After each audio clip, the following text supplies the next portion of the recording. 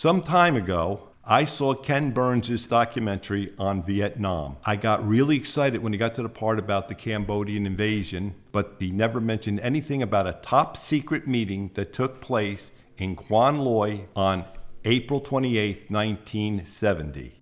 The youngest person in that meeting was me, a 20-year-old warrant officer, Huey pilot. What happened on April 28, 1970 in Quan Loy, Vietnam, that 6 days later would lead to the violent death of 4 students and the wounding of 9 others?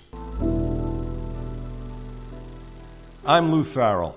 May 1st of this year, 2025, marks the 55th anniversary of the Cambodian operation. It's also known as the Cambodian incursion, and some people refer to it as the Cambodian invasion. For those of you that are not familiar with that operation, it was when the U.S. military fighting in South Vietnam expanded their operation and went into Cambodia. Some time ago, I saw Ken Burns' documentary on Vietnam. I got really excited when he got to the part about the Cambodian invasion, but he never mentioned anything about a top secret meeting that took place in Quan Loy on April 28, 1970.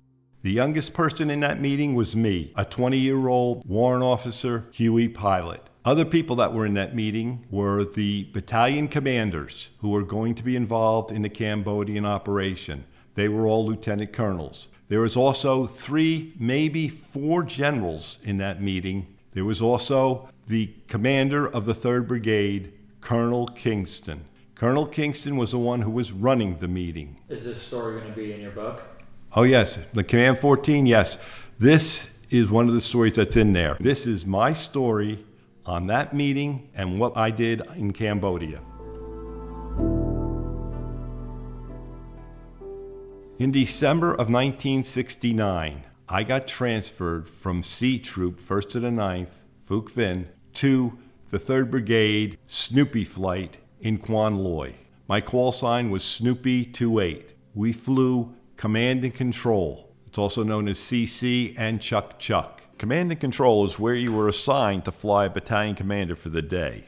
He had to check on all his companies. At times, we would fly out and he would meet with the company commanders in the jungle. Sometimes you had to hover down and he would meet face to face with them. Other times we were overhead. We would fly while he would supervise anytime they were being inserted or extracted.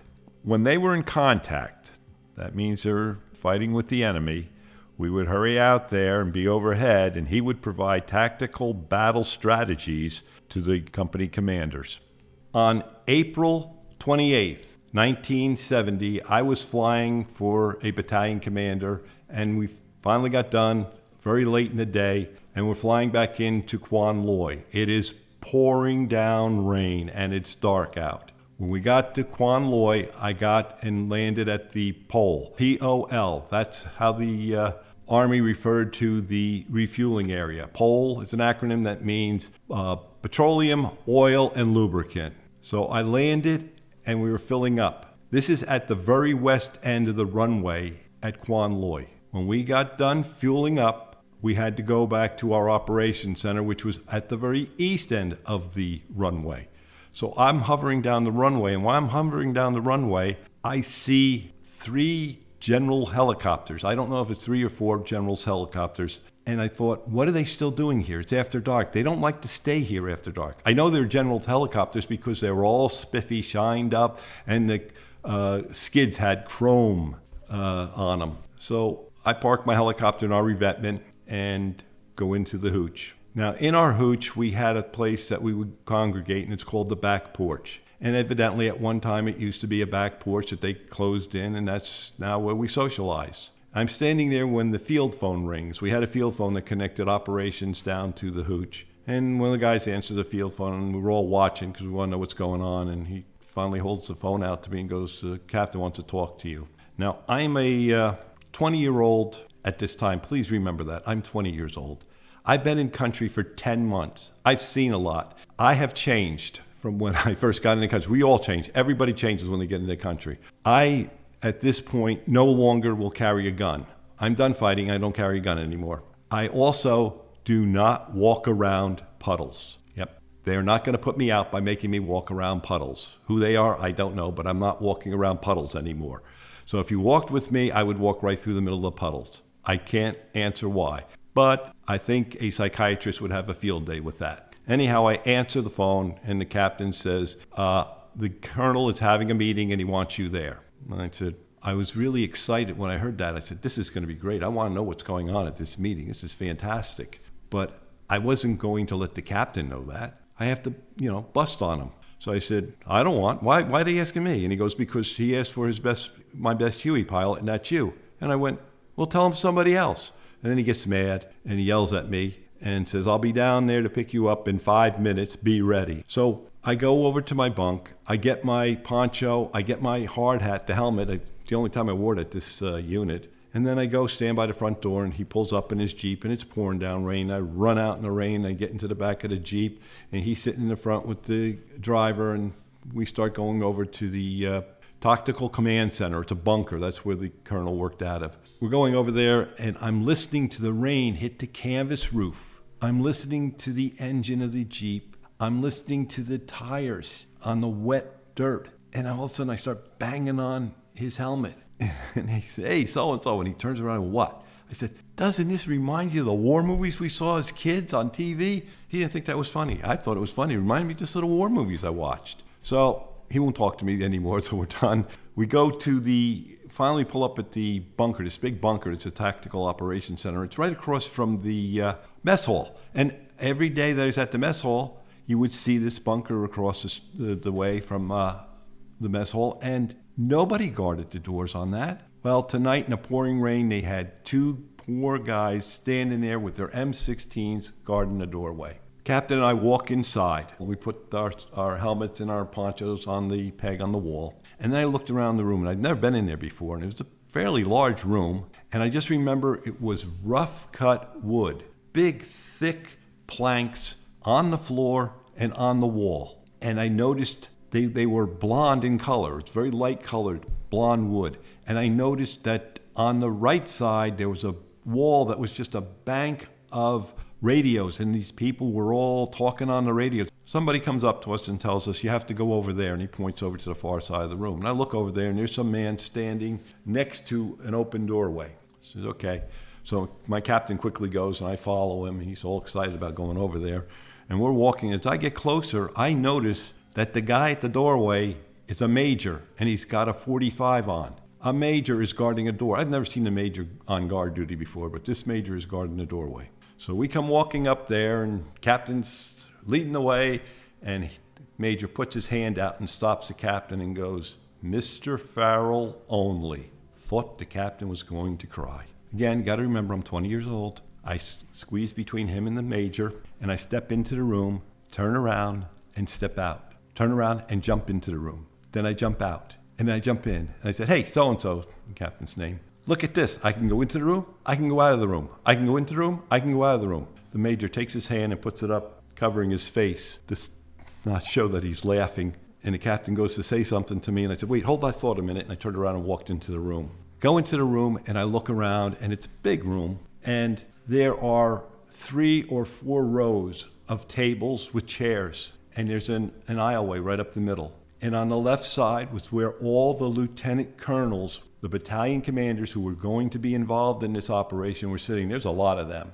And in the front, there was 3, maybe 4 generals, I don't remember the exact number, who were standing up in the front. Next to them was the 3rd Brigade commander, Colonel Kingston. He was the one who was going to run the meeting. And as soon as I went in there, I looked around, I walked up, sat on the right side. Everybody's on the left side, I sat on the right side. So Colonel Kingston sees that I'm here, and he nods to the major at the door, and the major closes the door, but the major's on the other side. He's not allowed in on the meeting. Colonel Kingston stands up there, and he says, in 3 days, we're going into Cambodia. And for the last couple of days, we have been dropping leaflets advising the Cambodian civilians to go north.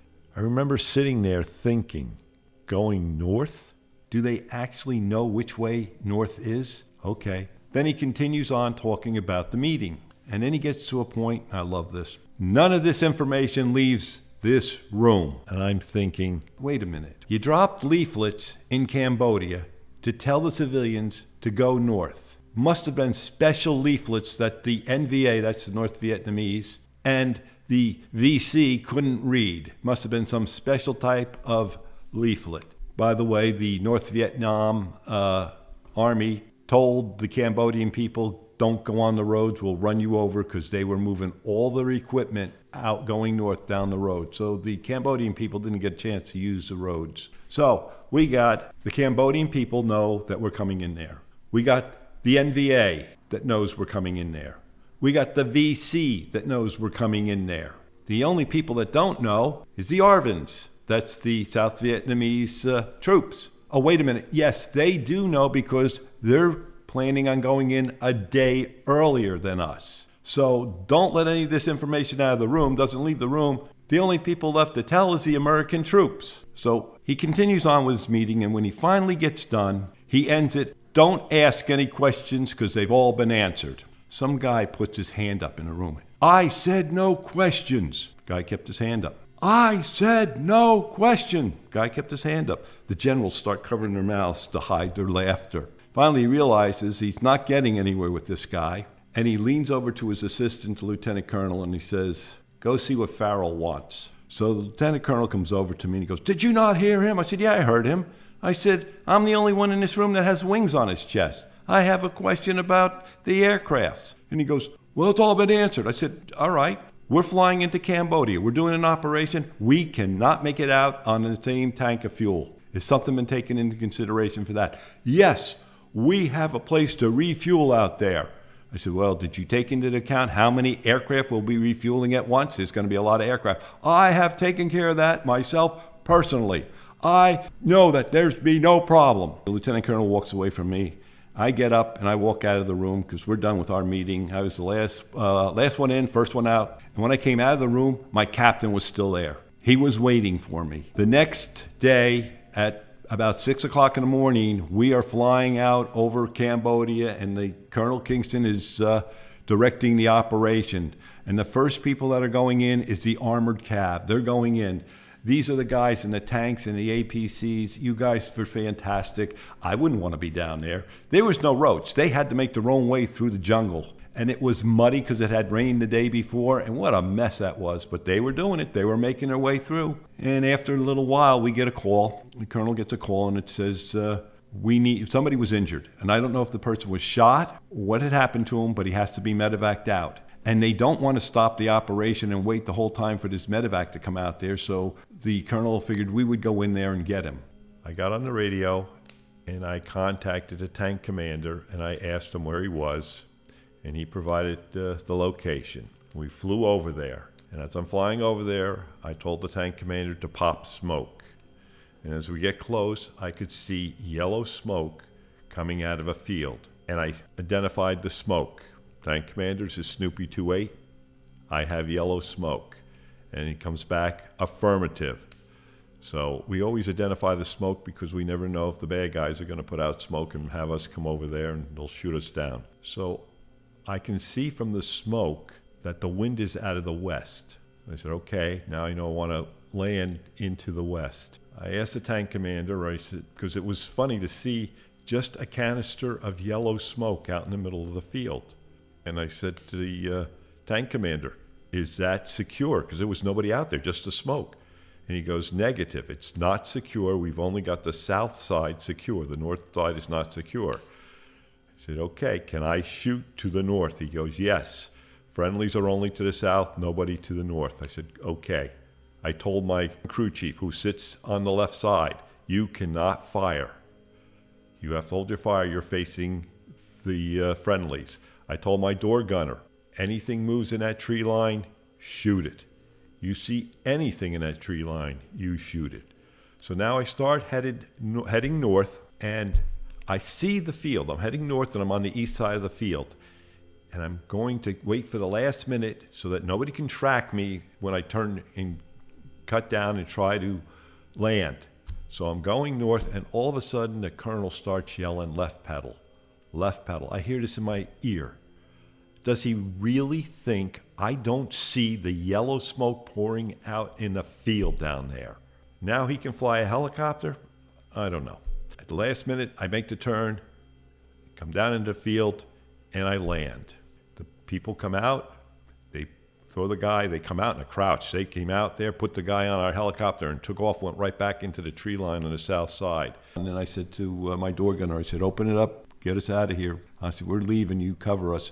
And he just started firing as we took off. Took it back to, they had a command center set up right on the border of Cambodia and Vietnam, so that they didn't have to go back to Quan Loy. They could go to this command center and do their planning and whatever else they had to do there. So took them back there, and they came out and took them. Then I told the colonel, I said, we have to break for fuel. We're getting low on fuel. He asked me if I knew where it was. I did know where it was, and we flew over to the fire support base. And when we got to the fire support base, it was interesting. There was a big field next to the fire support base, and they had put 2 rows parallel down the field, and they had pads, a number of pads that you could refuel on. And next to each pad, they had a blivet. Now, a blivet is a big rubber barrel. And that was filled with JP4. And there was a number of aircraft sitting on the ground there, refueling at the time. I come in, find the pad, sit down. The door gunner gets out. That's who refuels your aircraft, the door gunner. He's the one that's on the right side. And then with some really colorful language, the door gunner comes over the intercom and tells me there is no fuel pressure. It's dribbling out. Now, I have a dual comm system. I can talk to the people on the intercom in my helicopter. My crew, I can talk to them on one. On the other one, I can talk to the colonel and the people in the back seat. When I talk to the colonel in the back seat, my crew does not hear me. When I talk to my crew, the colonel doesn't hear me. So anyhow, the door gunner tells me about the low fuel pressure. I grab my mic, I click it, and I go, Colonel, we have no fuel pressure, very low fuel pressure here, and that was a question I had at your meeting. Yes, Mr. Farrell. I said, we're going to be sitting on the ground here for 10 minutes and we can get mortared. Yes, Mr. Farrell. I said, Colonel so-and-so, and I use this name, and he's listening because he's sitting back there, you can hear it, assured me that he personally took care of this problem when I brought it up to him at the meeting. Yes, Mr. Farrell. Next thing I know, the lieutenant colonel jumps out of the aircraft. And he's running around, going over the berm and going into the fire support base to fix the problem. So the lieutenant colonel comes back over the berm, comes walking around the front of my helicopter and looks up at me. And I could tell I had made an enemy for life. He gets in the helicopter, and then we continue on with our mission. The next day, we get up and we're out there doing it again. And about noontime, they want to eat. So we go to the command post out there along the border. We sit down, and the colonel and lieutenant colonel get out, and they go over the berm, and they go in to eat lunch. Now, I'm sitting there with the crew. We're not invited to go in there. So we're sitting here with the crew, so we decide we're going to eat. So we break out our case of sea rations. To all the infantry out there, I'm sorry that you guys only got 3 meals a day. And I don't know who got the ham and eggs, that got that for lunch and dinner. That was terrible. So, morning maybe that was good, but ham and eggs for lunch and dinner didn't sound good. You guys got 1 meal. We had a whole case. That was 12 for 4 guys. So we break it out and we go in the back of the helicopter. In the back of the helicopter, in the cargo area, there's a long bench seat, and the colonel sits on that, and the lieutenant colonel sits on it. But the colonel had this naga hide cushion that he had on the whole seat, and it's all blue with his emblem on it. It looked really nice. So yeah, I go sit on there. So this was my day to have the peaches and pound cake. And that's 2 meals. One meal has the peaches in it, the other meal has the pound cake in it. So I'm sitting on his bench, and I'm trying to get the pound cake into the can of peaches, and it's going all over the place. What a mess. So I finally eat it, and we sit there and we wait, and pretty soon here comes the colonel and lieutenant colonel. It's okay. So we quickly get up, and I start to get into my seat. And as I'm starting to get in my seat, I look back, and I see the colonel get into the back of the helicopter and wipe the seat off. He wipes his seat off with his hand, and it's okay. So I get into my seat, start hooking up my harness, and I look, my crew chief usually stands right at the door, and then I see my crew chief being pulled away. And what's going on? The lieutenant colonel's yelling at him. So I quickly undo my belt, get out of the helicopter, and standing right in the front of the cargo bay door on the ground. He's yelling at my crew chief. And inside in the cargo bay is the colonel who's looking out at him. I come out, I go, step right between the two of them, and I say to my crew chief, excuse me. I pushed my crew chief out of the way, I turned around, and I put a finger right into that lieutenant colonel's face, and I yelled, don't you ever yell at another member of my crew again. You have a problem, you come to me. That's the chain of command. You go to me first. And I said, okay. Now I brace myself because I know this guy is going to tear me apart. So I brace myself, and he takes a deep breath, and you hear, get in here now. That was the colonel yelling at him. He gets into the back of the helicopter. So I look at the colonel, and the colonel looks at me, and in the nicest voice ever goes, are we ready to go, Mr. Farrell? I went, yes, sir. Got in the helicopter, and we took off, and we continued flying for the rest of the mission. I missed this, but the guys told me on the first day, out of Quan Loy, Vietnam, they had an 80 aircraft lift go off. 80 aircrafts all the way down the runway, they all took off. It was amazing. They also said that Quan Loy for 3 days was the busiest airport in the world. That's what I heard. Now, a couple of days after we went into Cambodia, I hear about Kent State, and I am absolutely irate over it. We told the people we were coming in there. We weren't invading that country. That was not an invasion. We were going in for 1 month and 1 month only. And that was to get some of the equipment and arms and explosives out of the North Vietnamese hands. You can't believe the amount of stuff that was taken out of that country. The North Vietnamese were working with impunity in that country. They were able to get their weapons, come over to South Vietnam, do the attack, and then jump back over, and then they're on R&R. Nobody's going to bother them. The fields in Cambodia had trails right through the middle of them. In South Vietnam, they didn't. They went around the field. Nobody cut through the middle of the field. But in Cambodia, right through the middle of the field. And that was it. We were trying to save Americans' lives by taking this out. But evidently, I had blamed the media for this. I had always blamed the media for this, but evidently it wasn't put out to the media that way. It was put out like it was going to be an invasion and that we were never coming out of that country. Well, that's my story, the Cambodian incursion. For those of you who want more information on my stories, click the link below. It'll take you to Book Baby, where I have my book, Command 14.